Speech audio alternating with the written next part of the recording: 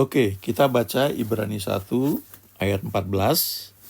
Ini dalam versi Amplified Bible, ya. Saya terjemahkan langsung aja ya. Bukankah mereka itu adalah malaikat-malaikat yang merupakan roh-roh yang melayani, yang dikirim oleh Tuhan untuk melayani, untuk menemani, untuk melindungi mereka yang akan mewarisi keselamatan. Ya, tentu betul mereka itu adalah malaikat-malaikat yang memang dikirim untuk melayani orang-orang yang harus memperoleh keselamatan. Ya, jadi tanpa kita sadari sebenarnya di sekeliling kita ini ada banyak malaikat-malaikat, ya. Cuma mata jasmani kita nggak melihat. Nah, kalau kita pelajari di Alkitab, bahkan dari sejak perjanjian lama ya, dari kitab Kejadian sampai kitab Wahyu, kita akan melihat banyak sekali malaikat-malaikat. Dan salah satu yang terkenal itu waktu orang Israel keluar dari Mesir. Ya, ketika Tuhan membelah laut Teberau atau Laut Merah, maka ada malaikat Tuhan yang mengawal, yang menjaga perjalanan orang Israel itu. Jadi ketika orang Mesir mengejar orang Israel yang sudah masuk ke Laut Teberau yang sudah terbelah itu, kalau kita baca di kitab Keluaran tuh ya, di Keluaran pasal 14, kita melihat bahwa malaikat Tuhan itu bergerak kemudian menjaga supaya orang Mesir nggak bisa mengejar orang Israel. Ya. Lalu kalau kita baca lagi di Mazmur 34 ayat 8. Malaikat Tuhan berkemah di sekeliling orang-orang yang takut akan Dia, lalu meluputkan mereka.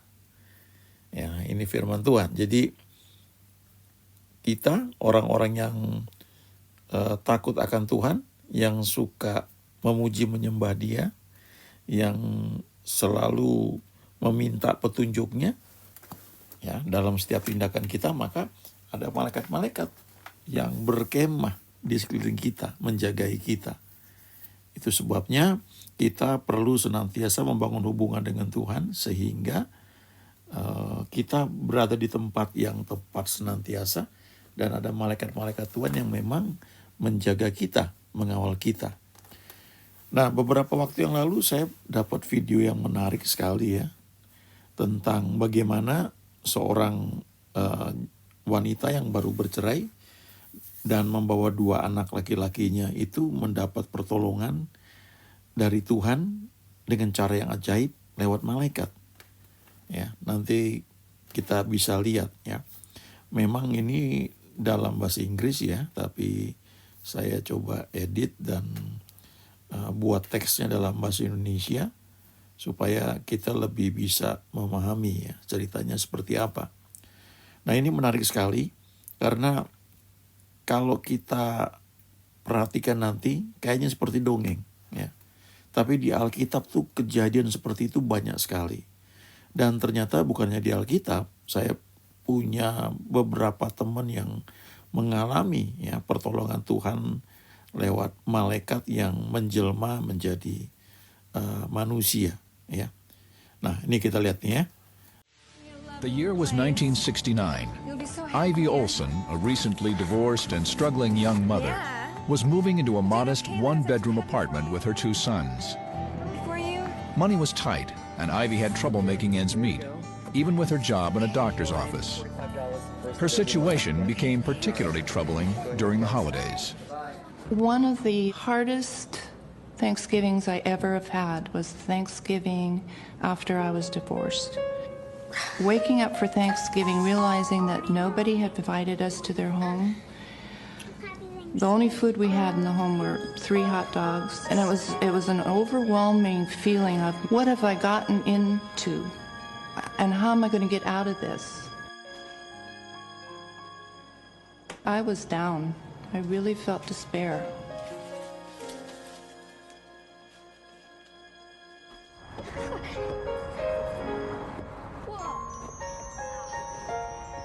Ivy put on a brave face for her children and took them to a local park, hoping that the boys would have a fun day, even if they couldn't have a real Thanksgiving dinner.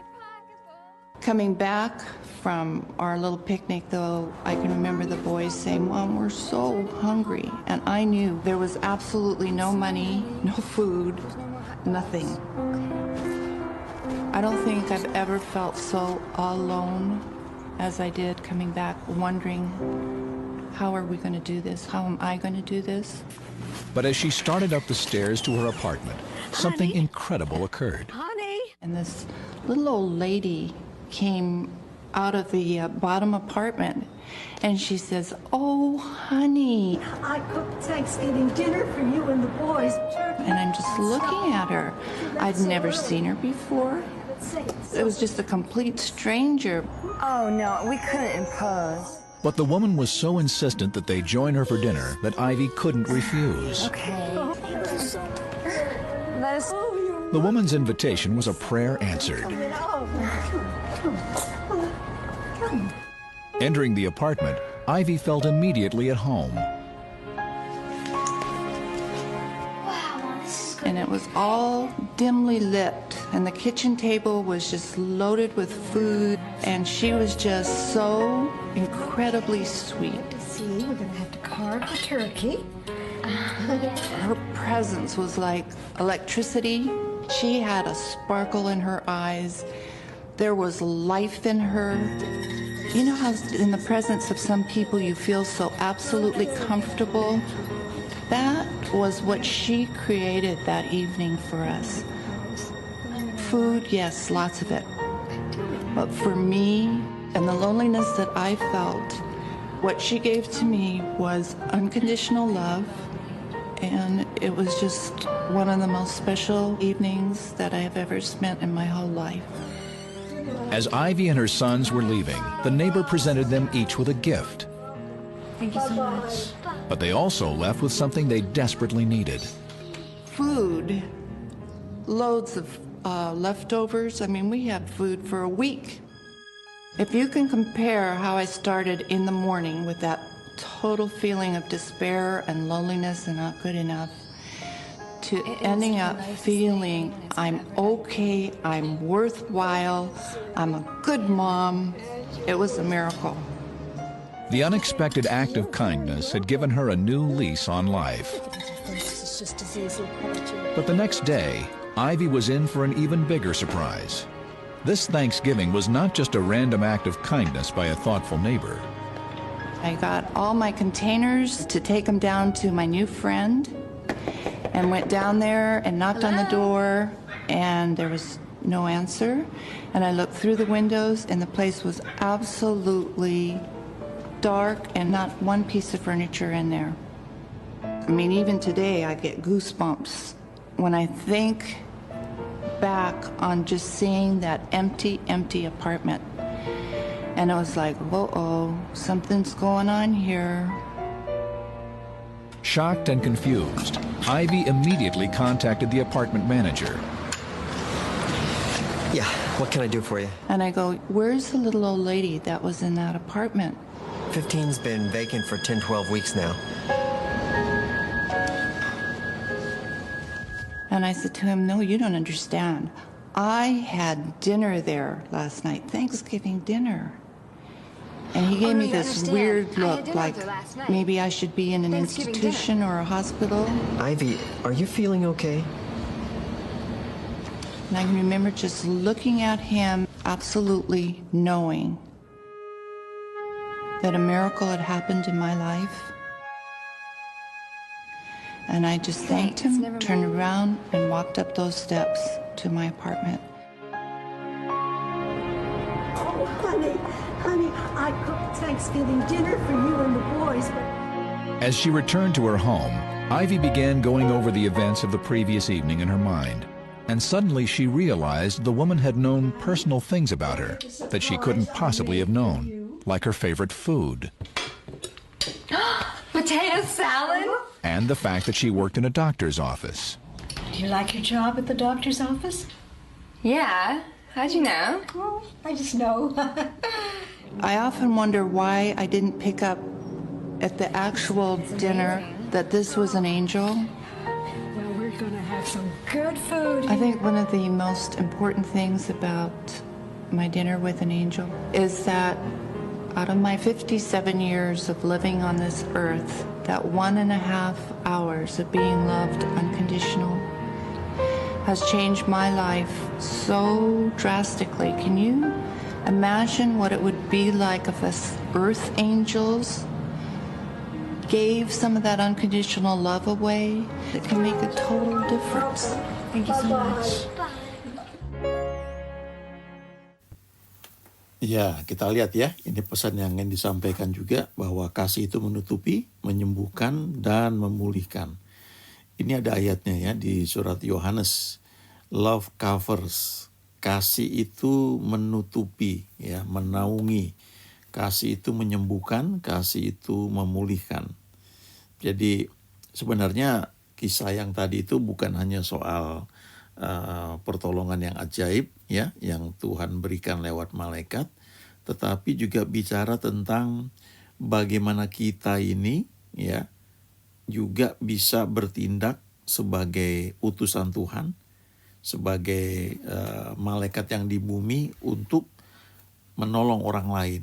Ya, itu yang pesan mau disampaikan juga, apalagi ketika wanita ini yang sebenarnya merasa tertolak ya karena dia baru diceraikan suaminya, dia merasa nggak punya harapan, tapi ketika dia dijamu oleh malaikat yang menyamar sebagai seorang ibu itu, ya seorang nenek itu mengasihi dia tanpa syarat ya, unconditional love. Ada satu ayat yang menarik juga di Ibrani 13 ayat 2. Jangan kamu lupa memberi tumpangan kepada orang, sebab dengan berbuat demikian beberapa orang dengan tidak diketahuinya telah menjamu malaikat-malaikat. Ini menarik ya, karena dalam pikiran kita kan, wah malaikat masa makanannya kayak makanan manusia gitu ya. Perlu kita baca ya banyak ayat-ayat di Alkitab yang menarik ya. Ini Ibrani 13 ayat 2. Dulu saya pikir yang disebut malaikat itu ya manusia juga gitu ya. Tapi yang berperan sebagai malaikat gitu. Maksudnya dia dipakai Tuhan untuk menolong orang lain gitu.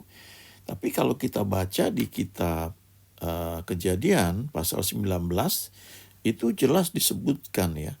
Di ayat 1 itu dikatakan kedua malaikat itu tiba di Sodom pada waktu petang. Ya, jadi disebut tuh ada dua malaikat di Kejadian 19 ayat 1. Lot sedang duduk di pintu gerbang Sodom dan ketika melihat mereka, bangunlah ia menyongsong mereka lalu sujud dengan mukanya sampai ke tanah.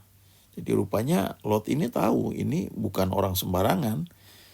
Lalu dia berkata di ayat 2, Tuan-tuan silakanlah singgah ke rumah hambamu ini, bermalam di sini dan basuhlah kakimu, maka besok pagi tuan-tuan boleh melanjutkan perjalanannya.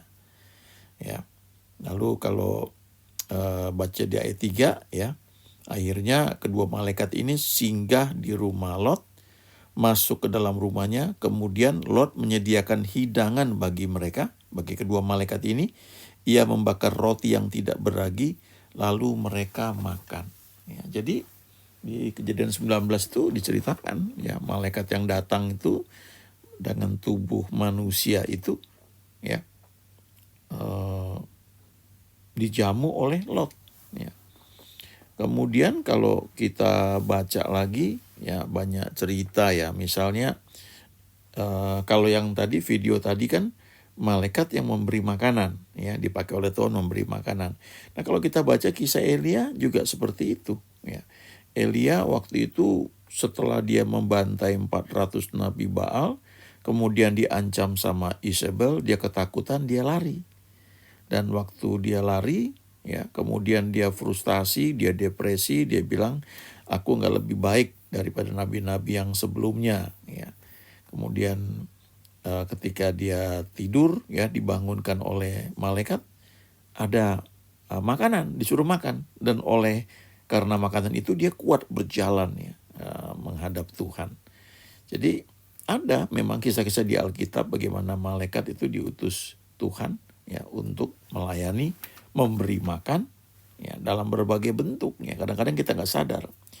Nah ini gambaran ketika orang Israel itu lewat laut Teberau dan lautnya terbelah dua, dan orang Israel itu yang sekitar 2 juta ya, 2 atau 3 juta orang itu berjalan di tanah yang kering ya karena lautnya terbelah dua. Jadi ini gambaran yang baik tentang lagu yang diciptakan oleh Don Moen beberapa tahun yang lalu ya. God will make a way where there seems to be no way. Tuhan akan membuka atau membuat sebuah jalan ketika nampaknya tidak ada jalan. Ini pesan yang ingin disampaikan ya.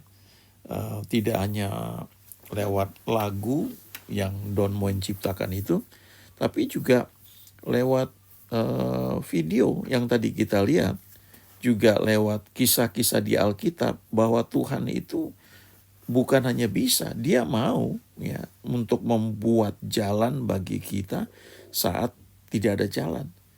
Jadi kalau kita menghadapi situasi yang sulit, ya entah itu masalah keluarga, ya masalah pekerjaan, masalah bisnis, masalah ekonomi, kita perlu ingat ini bahwa Tuhan akan membuat jalan, membuka jalan, ya ketika nampaknya tidak ada jalan. Dia punya banyak cara melakukan hal itu. Yang penting kita ini membangun hubungan dengan Dia. Ya, kalau cerita yang tadi itu kan janda ini kan mungkin dia juga belum terlalu kenal Tuhan. Jadi Tuhan buat mujizat yang sangat spektakuler. Ya, saya punya beberapa teman yang menceritakan pengalaman mereka atau anggota keluarga mereka. Ya, ditolong oleh Tuhan lewat orang yang mereka nggak kenal. Setelah ditolong orang itu udah hilang, nggak ketemu lagi. Ya, jadi rupanya itu malaikat. Ya, kadang-kadang kita mungkin nggak sadar itu. Ada seorang teman yang anaknya ketika berangkat ke luar negeri, kemudian di pesawat itu kenalan dengan seseorang, lalu ketika dia sampai di tempat tujuan, dia nggak dapat tempat penginapan. Lalu orang ini mengajaknya untuk bisa nginep di tempat penginapan para pelaut ya, mes pelaut. Sehingga akhirnya dia bisa nginep di situ. Lalu setelah beres urusan asrama, maka anak teman ini bisa tinggal di asrama. Tapi kemudian dia kembali ke tempat mes itu ya, penginapan para pelaut itu untuk ketemu dengan orang yang menolong dia ya. Ternyata nggak ada orang itu, nggak ada di situ, namanya nggak dikenal, nomor teleponnya juga nggak ada ya. Jadi ini mungkin tanpa dia sadari itu adalah malaikat yang menyamar sebagai manusia yang Tuhan kirim untuk menolong. Ada banyak cerita seperti itu ya. Kadang-kadang kita nggak sadar. Mungkin ketika kita berada di satu tempat ya, ada ancaman mungkin yang tidak kita sadari. Misalnya ada orang yang mau berbuat jahat, tapi orang itu nggak jadi berbuat jahat karena dilihat ada orang lain di samping kita seperti tentara atau polisi. Padahal mungkin nggak ada atau tidak kelihatan oleh mata, tapi dia lihat seperti itu. Jadi banyak sekali kisah-kisah seperti itu ya. Memang Tuhan membuat jalan saat tidak ada jalan. Nah, ada pesan yang penting juga yang tadi kita bisa dapat dari video itu ya, yaitu soal unconditional love ya, kasih yang tanpa syarat. Kita juga perlu belajar memiliki sikap ini karena memang Tuhan bagi kita yang sudah lahir baru ya, sudah terima Tuhan Yesus, kan ada Tuhan dalam hati kita. God is love, Allah adalah kasih. Jadi kalau kita mengizinkan Tuhan berkarya dalam kehidupan kita, maka yang disebut unconditional love ini akan mengalir gitu. Kalau kita ketemu orang, kita tuh tidak judge ya, tidak menghakimi, tapi aliran kasih agape itu yang menaungi ya, mengcover, menutupi, menyembuhkan, memulihkan. Ya, biarlah ini senantiasa menjadi pesan dalam hidup kita ya, mengizinkan Tuhan mengalirkan kasih-Nya bagi banyak orang sehingga orang-orang boleh kenal Dia ya. Haleluya. Amin.